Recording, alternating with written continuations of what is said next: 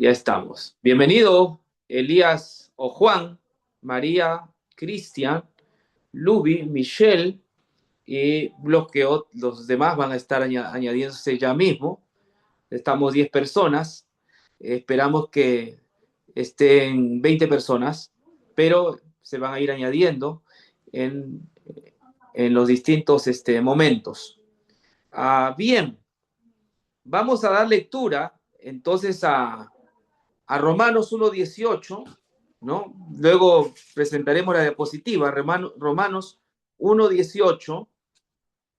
Miren lo que dice: porque la ira de Dios se revela desde el cielo contra toda impiedad e injusticia de los hombres que detienen con injusticia la verdad, porque lo que Dios se conoce les es manifiesto, pues Dios se lo manifestó, porque las cosas invisibles de él, su eterno poder y deidad, se hacen claramente visibles desde la creación del mundo, siendo entendidas por medio de las cosas hechas, de modo que no tienen excusa.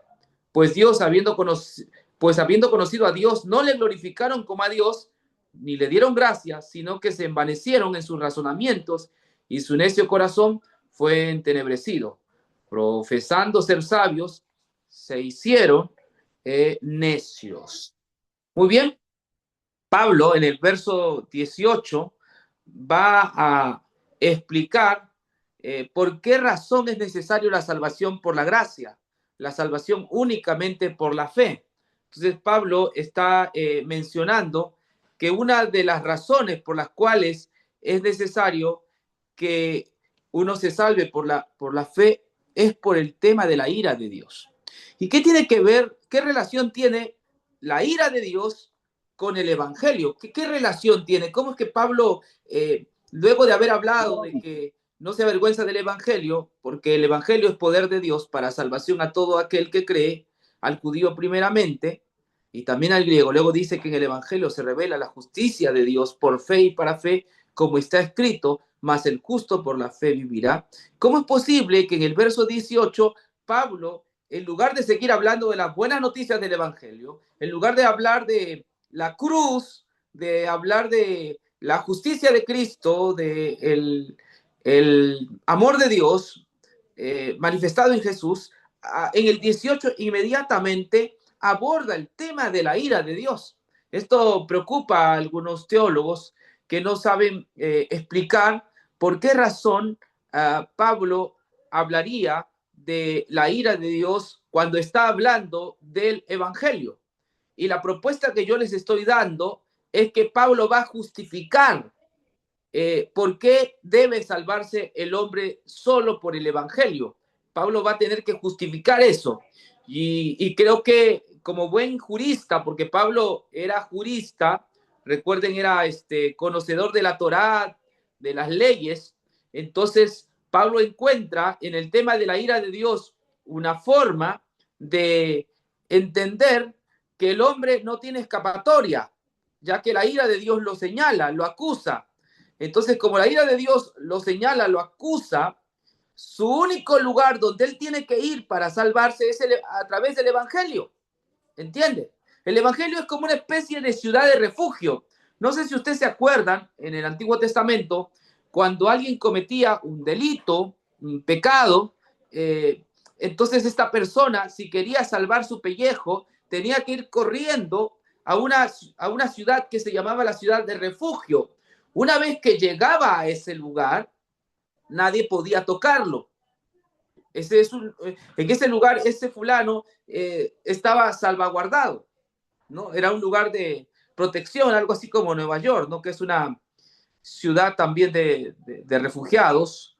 Esto lo sacan justamente de los temas bíblicos, ¿no? Las ciudades de refugio, las ciudades santuario, ¿no? El Evangelio es eso. El Evangelio nos ayuda a pasar la ira de Dios. Sin el Evangelio nadie podría pasar la ira de Dios. Entonces, Pablo va a enfatizar cómo es la ira de Dios, va a explicar cómo es la ira de Dios, en qué consiste la ira de Dios. Entonces aquí está el taller número 6, la ira de Dios como sustento de una salvación únicamente por la fe. Se va a estudiar Romanos 1, 18 al 22. Entonces, veamos. Es interesante, queridos hermanos, que la palabra, sí se está grabando, ¿verdad? Ok, yo espero que se esté grabando este tema. Yo creo que sí se está grabando. Amén. Sí, ok.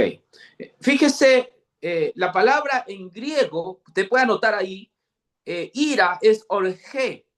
La palabra ira en griego es orge. Y en el griego hay dos maneras de hablar de la ira. Hay otra palabra, tumus, de ahí viene termómetro. Y la otra manera de hablar de ira es la palabra orge. Parecen iguales. En el español, orge y tumos se traducen como ira, pero en el griego hay diferencias. Orge se está refiriendo a la ira de Dios y tumos casi siempre se refiere a la ira humana. Entonces, aquí está el pasaje, porque la ira de Dios se revela desde el cielo contra dos cosas del ser humano. Dice impiedad, la segunda es injusticia.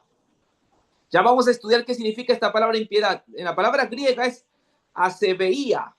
Injusticia es adiquía. O sea, Dios desde el cielo, se revela contra la asebeía del hombre y también la injusticia del hombre. ¿Qué es esto de asebeía e injusticia? Avancemos para entender qué es lo que Pablo está diciendo con estos temas bastante interesantes, ¿verdad? Aquí está. Diferencia clave, dos palabras griegas traducidas, ira. Lo que le dije, orge, la ira divina, justa, estable y controlada. En cambio, tumos es una ira emocional, explosiva y momentánea. Es una ira intensa, impulsiva, explosiva como un estallido. Puede ser momentánea y emocional, similar a un arrebato o enojo humano. La palabra ira humana generalmente es tumus. Tumus quiere decir esa ira que tú tienes cuando en un momento pierdes los papeles, pierdes los estribos y te nublas, ¿no? Y puedes cometer grandes errores en tu vida. Pero cuando la Biblia habla de la ira de Dios, no es tumus, sino es orge. La ira divina es una ira estable, es una ira controlada, es justa. No es que Dios se arrebata y se enoja, pierde los papeles. No es así, sino que es una ira que rechaza la aceveía, que rechaza la injusticia humana. Es una ira justa que está basada en su santidad, ¿no? Por lo tanto, abajo dice la diapositiva, dice orge, no es explosiva, sino deliberada y moralmente perfecta. Entonces, hay diferencia entre la ira divina, que es orge, y la ira humana, que es tumus.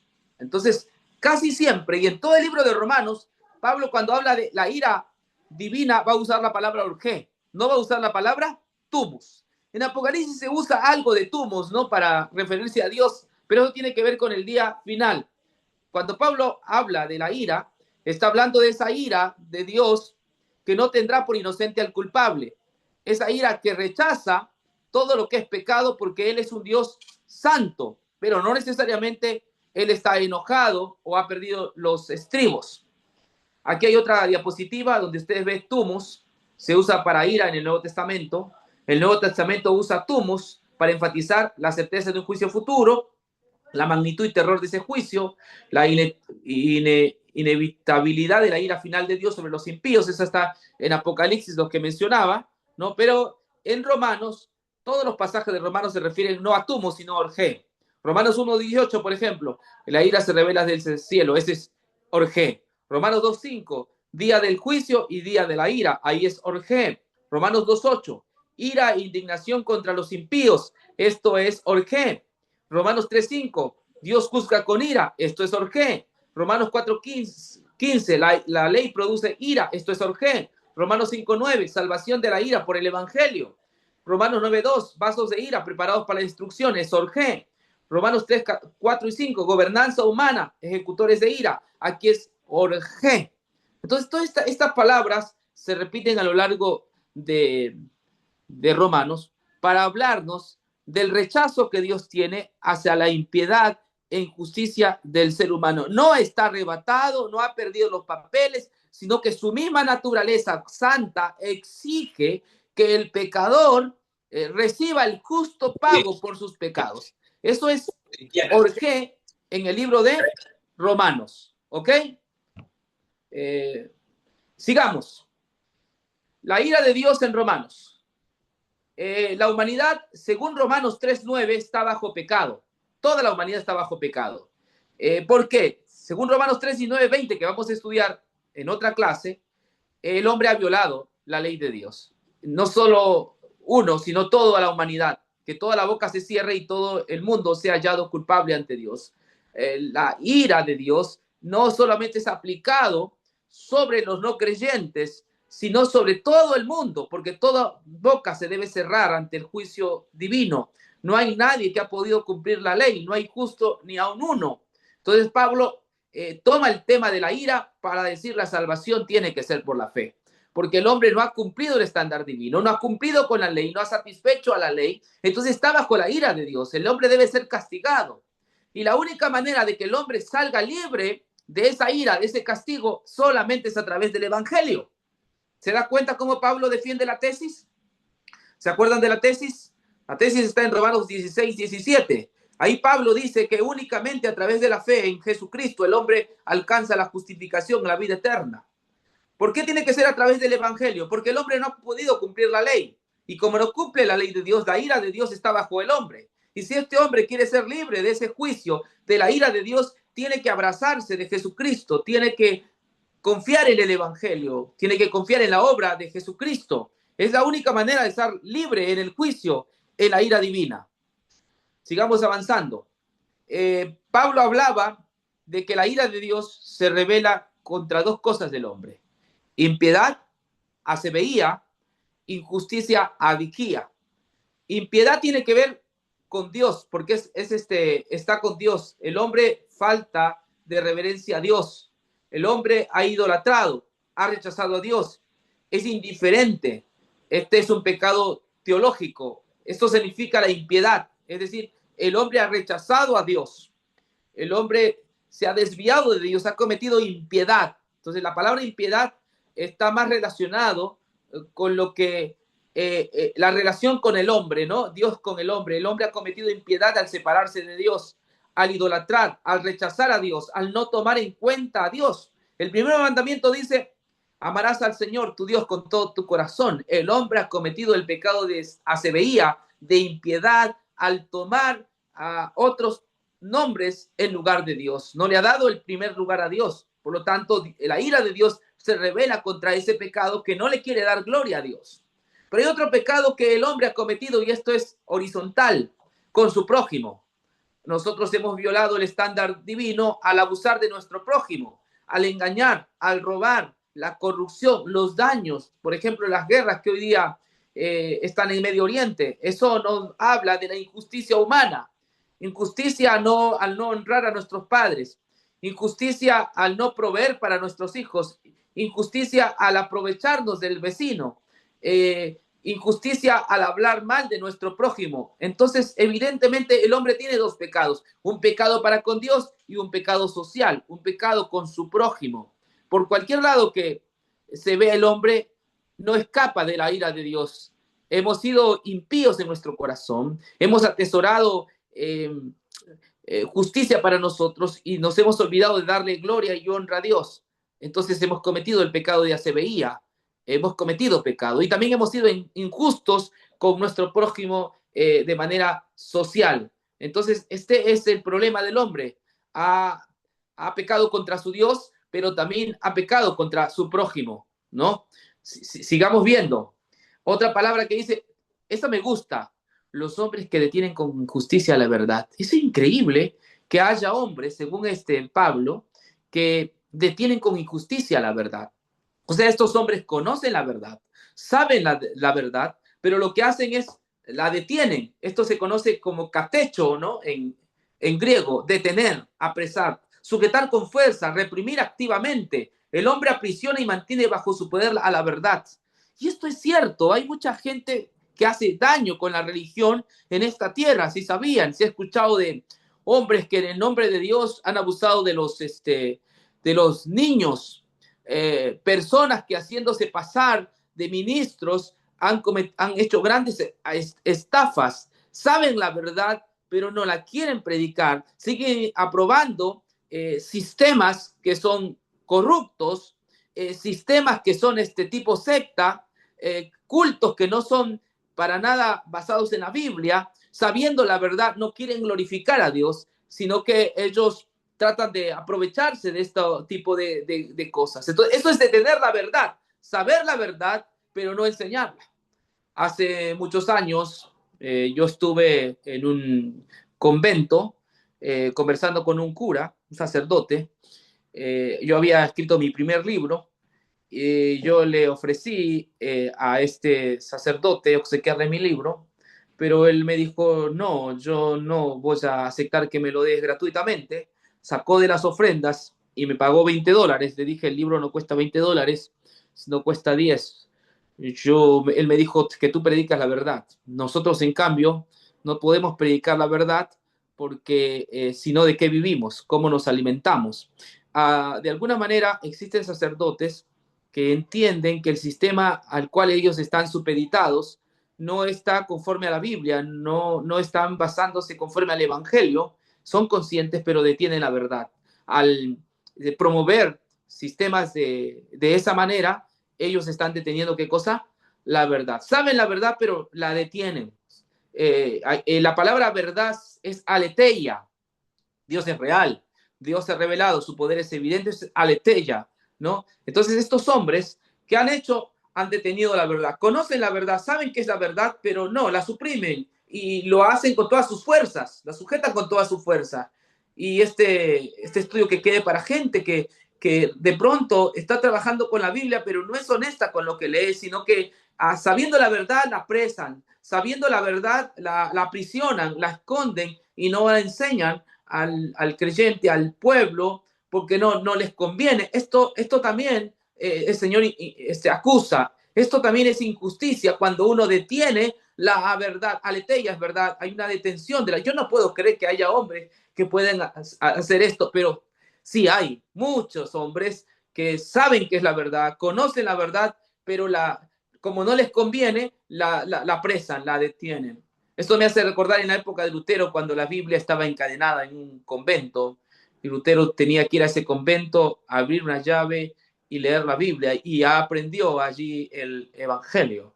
El hombre usa su propia injusticia como herramienta para apresar la verdad. Esto se ha visto en muchos sistemas, ¿no? Y aquí justamente el libro de Romanos nos habla de este tipo de personas que saben qué es la verdad, pero no les da gana de predicarla o de enseñarla. La justicia de Dios contempla eso, la ira de Dios se revela contra estos hombres que detienen la verdad, sabiendo que es la verdad, no la enseñan, no la predican, la tienen presa en sus conventos, en sus lugares supuestamente sagrados. Otra cosa que me ayudó en mi estudio de Romanos 1, 19, 20 es que esta gente no tiene excusa. Porque usted puede decir, no, pobrecito, ¿cómo Dios les va a dar su ira si ellos no saben? No, el texto de Pablo dice no tienen excusa, de modo que no tienen excusa, es decir, ellos no tienen cómo justificarse, ellos han sido hallados culpables. ¿Por qué no tienen excusa? Uno, porque las cosas de Dios, dice Romanos 1, 19, 20, les han sido revelados, se ha hecho visible. El ser humano eh, no es ignorante.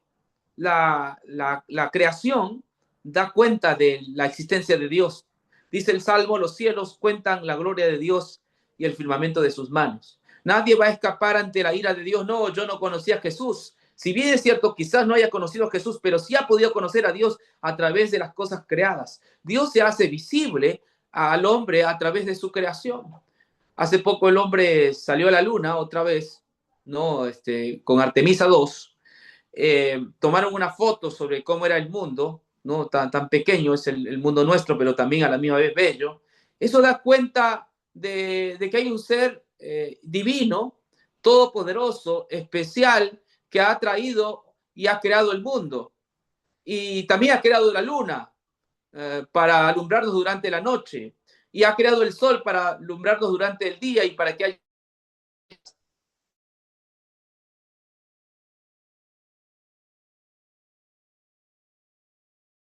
hombre se distancia de Dios.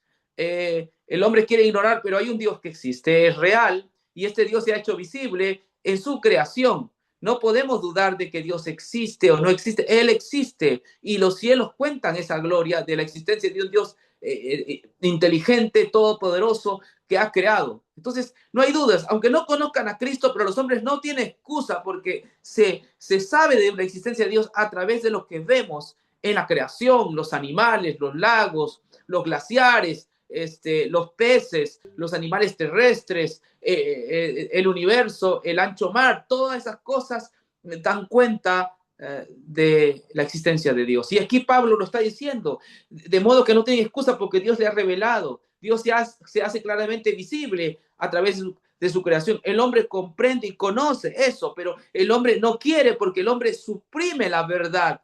El hombre no quiere creer en esto y entonces suprime la verdad. Por lo tanto, Pablo dice, ellos no tienen excusa. Estos que han negado a Dios en su corazón no tienen excusa. Van a dar cuenta en la ira de Dios. Pero hay una escapatoria. Y esa escapatoria es la tesis. Si quieres salvarte de la ira de Dios, hermano, hermana, querido estudiante, es solamente a través del Evangelio.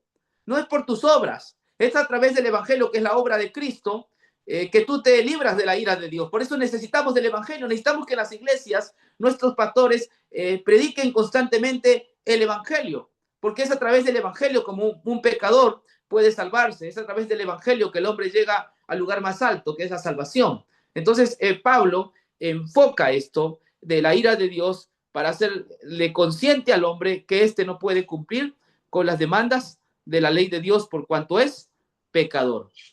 El otro giro de Romanos es que dice así, pues habiendo conocido a Dios, sabiendo de su existencia, no le glorificaron como a Dios ni le dieron gracias.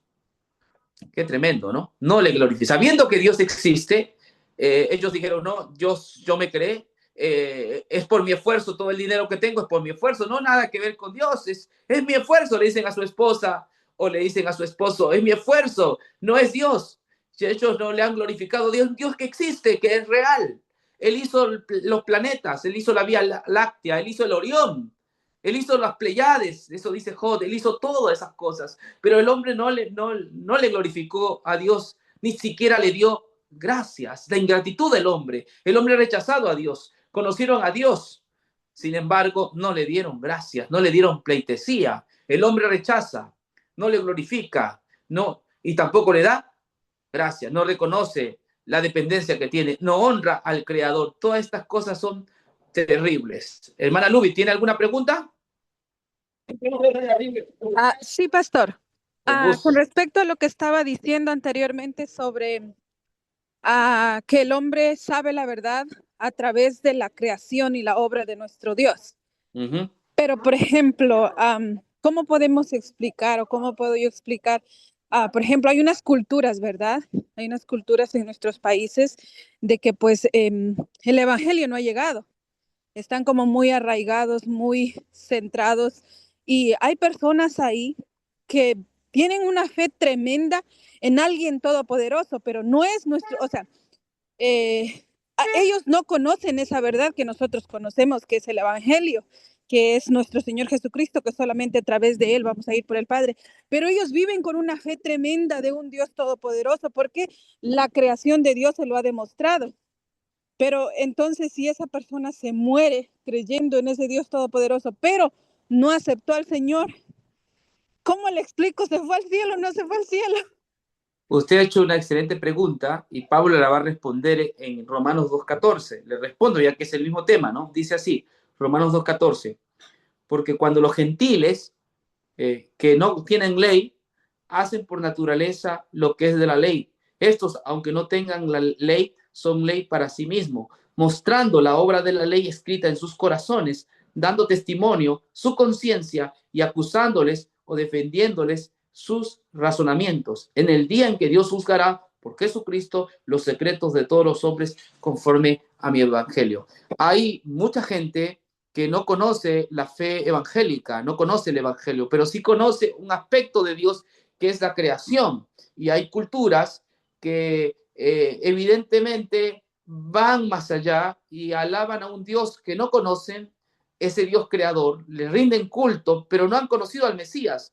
Esa gente será salva porque ha conocido al Dios creador, no le ha rendido culto a las criaturas, sino que ha ido más allá y ha sabido que hay un Dios todopoderoso. Los incas tenían un Dios llamado Huiracocha, al Dios que no lo conocían, que había creado las estrellas, el mundo, el sol. Ellos tenían luz acerca de eso y muchas naciones tuvieron esa luz y andaron conforme a esa luz. Otros prefirieron darle culto, dice Pablo, a las criaturas, a los cuadrúpedos, etcétera, etcétera. Pero sí ha habido gente que llegó a considerar que hay un Dios invisible que ha hecho los cielos y la tierra, y aunque no lo han conocido como Salvador, lo han conocido como Creador, y es seguro que ellos van a estar en las mansiones celestiales y allá en el cielo aprenderán sobre la cruz, sobre el Evangelio, ¿no? Ellos van a preguntar, dice Zacarías, ¿qué heridas son estas?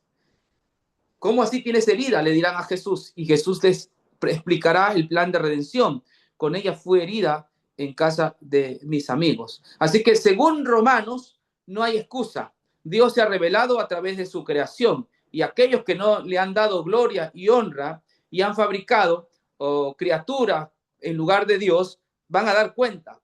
Habrá gente que habrá adorado a ese Dios que no lo conocen, y estas personas estarán en sintonía con lo que Dios había creado al comienzo, ¿no? Había puesto la obra de la ley escrita en sus corazones, y estos son parte de las personas salvadas. En el cielo habrá mucha gente que no conoció a Jesús, que no conoció la palabra de Dios, pero sí conoció a Dios a través de la creación, y a ellos se les enseñará el evangelio, ellos entenderán el evangelio, pero se salvarán porque ellos conocieron y aceptaron a Dios como creador de los cielos y la tierra. Esto es lo que por lo menos dice Romanos, los primeros capítulos. ¿Queda claro, hermana? Sí, perfecto, pastor. Sí. Gracias. Quedó claro para todos esto, ¿no? Entonces hay un conocimiento parcial que tienen las personas como Dios creador. Sé que hay muchos católicos también que no conocieron bien, pero en el último día de su muerte, dice Lutero, ellos no confían en sus yesos, ellos no confían en su María, ellos confían en Dios, y al último momento ellos dicen, Señor, en ti confiamos. Y entre ellos también habrá muchos de estas personas que estarán salvas por la gracia de Dios. Bueno, continuando con el tema, si no hay más preguntas, vamos ir avanzando. Ya esto está ya, el giro de Romanos. Ahora vamos a la siguiente diapositiva. ¿Ok? Se hicieron necios. Aquí está el kit del problema, ¿no? Hay ciertos hombres, que son muchos, que profesaron ser sabios, se hicieron necios y cambiaron la gloria del Dios incorruptible en semejanza de imagen de hombres corruptibles, de aves, de cuadrúpedos y de reptiles. Aquí está hablando de la degradación del ser humano. Primero empieza no adorando imágenes, sino se creen más sabios que Dios, se creen ver inteligentes, creen ser mucho más sabios que Dios. Pero este tipo de orgullo, digamos, espiritual, de estos hombres, al creerse más sabios que Dios y rechazar a Dios, se hicieron necios. Y Pablo va a decir en qué consiste su necedad de estos que se creían sabios. Cambian la gloria del Dios incorruptible, fíjate, ¿no? En semejanza de algo que es ridículo. Comienzan, dice, a adorar imagen de hombre primero, ¿no? Corruptible. Usted sabe, los griegos tenían dioses humanos, hombre corruptible. Luego se van degradando más, llegan a adorar aves. Luego se van degradando más, adoran cuadrúpedos, y aún peor, y llegan hasta adorar reptiles, ¿no? Esos animales horrorosos. Pero el ser humano en la India, por ejemplo, ¿no? Hasta ratas, hasta reptiles adoran. El ser humano se ha ido desviando, y de manera gradual, ¿no? hasta llegar al punto de adorar un reptil, ¿no? Y esto hay muchas culturas que han hecho esto, ¿no? Entonces Pablo, conocedor de las culturas, pone el problema de la necedad, ¿no? Al creerse sabios, ellos cometen pecados increíbles, bastante nefastos, y que nadie en su cordura haría estas cosas, pero el hombre ha hecho, y hay demostración de culturas, también de emperadores romanos que hicieron semejante barbarie, ¿no? Entonces, profesando ser sabios, se hicieron ineptos, indoctos, necios, ¿no? Pretendían, alegaban sabiduría, astucia, pero eso los llevó a apartarse de Dios. Y ahí está, ¿no? Hombre corruptible, aves, cuadrúpedos, hasta llegaron a reptiles. Más adelante vamos a ver que no solo eso, sino que también van a contaminar sus propios cuerpos, van a degradarse hasta lo sumo, ¿vio? Y esto pasa cuando comenzamos a pensar que somos más sabios que Dios. Ahora dice así, lo último de esto, ¿no? Por lo que Dios se conoce es claro para ellos, pues Dios se lo manifestó a través de su creación. Creación revela la gloria de Dios. El universo declara que Dios es real, Dios es todopoderoso, Dios es divino. Cuando yo miro el universo, yo miro los cielos y la tierra, yo me pregunto qué es el hombre para que tú lo visites.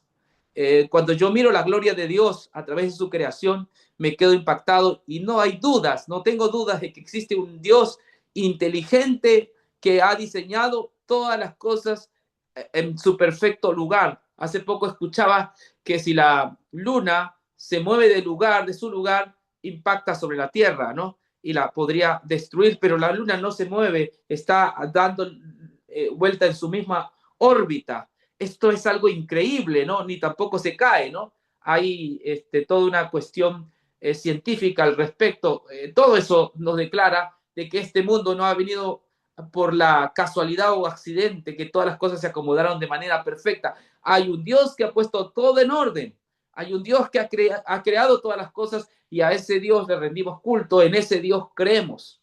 Pero las personas que no quieren creer en ese Dios, entonces se alejan de Dios, se dicen ser sabios, se rebajan al nivel de una bestia y llegan al punto de degradarse tanto que la tierra sufre finalmente de violencia, como en cada parte de la historia hemos visto lo tan funesto y cruel que es el hombre cuando se aparta de Dios.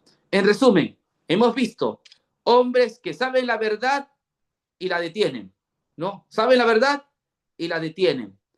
Y hemos visto hombres que se creen sabios y que comienzan, por creerse sabios, comienzan adorando al hombre, adorando aves, adorando a cuadrúpedos y terminan adorando a ratas, a reptiles, ¿no? Hasta ese punto ha llegado el hombre por negar la existencia de un Dios real, genuino, ¿no? Esto es lo que Pablo está enfocando, lo hace para demostrar que el hombre no cumple con la ley de Dios y que la ira de Dios está sobre él y que la única manera de ser salvo a través de esa ira es por medio del Evangelio. Si usted quiere ser salvo de esa ira de Dios, porque también hemos cometido pecado, entonces necesitamos urgentemente del Evangelio. Solo a través de la obra que hizo el Hijo de Dios en esta tierra, nosotros alcanzamos la salvación, somos libres de la ira de Dios y podemos gozar de todas las bendiciones divinas. Muy bien, ¿alguna pregunta? Porque ya estamos concluyendo hasta aquí. ¿Alguna pregunta? ¿Qué les pareció el tema? ¿Se aprendió? ¿No aprendieron? ¿Se confundieron? Cuéntenme, tenemos 15 personas aquí. Estamos aquí con Cristian, ¿sí? Estamos Marco Rivera, Luby, está Johnny, está Eva, Eduardo, Michelle, Marilu Capa también, y bueno, entre otros. ¿Alguna pregunta? Comentario, pastor. Sí, le escucho, hermano Edison. Comentario. Como en el video que usted nos mandó en la mañana sobre la miopía, de no poder mirar bien en ciertos aspectos de la vida, sí, lo que es visualmente que podemos ver. Así también nos pasa, dice, cuando no podemos entender y ver lo que está enfrente de nosotros. Estamos estudiando entonces en Romanos 1 del 18 al 22 y muestra la ira de Dios. Pero si nos ponemos a desmenuzar, vamos a encontrar que la ira de Dios se dio en Génesis 1 a través de la desobediencia de Adán y Eva, ¿no?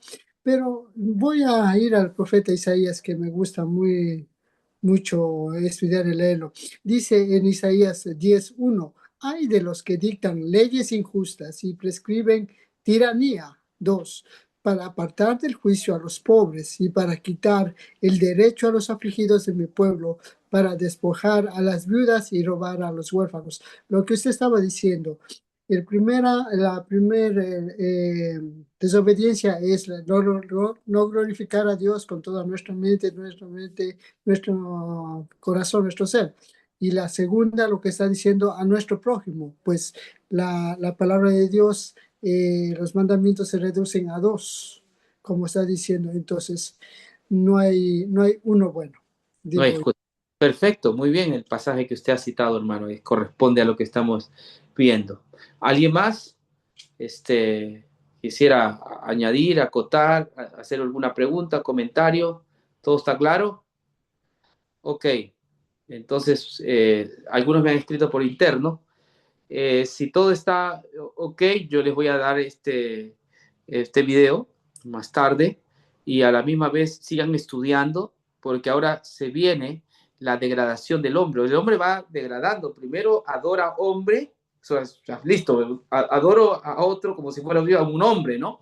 Luego adora a un ave, luego va a adorar cuadrúpedo, ¿no? ¿Se acuerdan del becerro de oro? Sí, hay muchas culturas que han adorado cuadrúpedos y llegan al punto de adorar reptiles, ¿no? Los animales más feos que hay en el planeta, pero ahí va. Pero en la otra semana vamos a ver la degradación de nuestro cuerpo, cómo vamos haciendo daño a nuestro propio cuerpo cuando nosotros negamos la verdad de la creación, ¿no? A ese Dios que se ha revelado, no le queremos dar culto ni honra, entonces el ser humano se va degradando, cayendo bien bajo, todo porque está siendo gobernado por su necio corazón. Bueno, entonces dejamos hasta aquí. Vamos a orar para concluir, ¿sí? Permítame. Querido Señor, gracias te damos por esta reunión, por los estudios que hemos tenido, que esto se quede grabado en nuestro corazón, que nos ayude a entender Romanos, por qué necesitamos del Evangelio y que seamos solo salvos por la fe, porque hemos ofendido, nos hemos apartado de ti y no hay nada de bueno en nuestras vidas. Únicamente a través de la obra de Cristo tú puedes redimir y salvar otra vez al hombre. Confiamos en Jesús y en sus méritos. En el nombre de Él, amén, amén. Abrazos para todos. Ha sido un gusto. Nos vemos en el próximo sesión, el próximo sábado. Tarea, 5 versículos bíblicos, ¿no?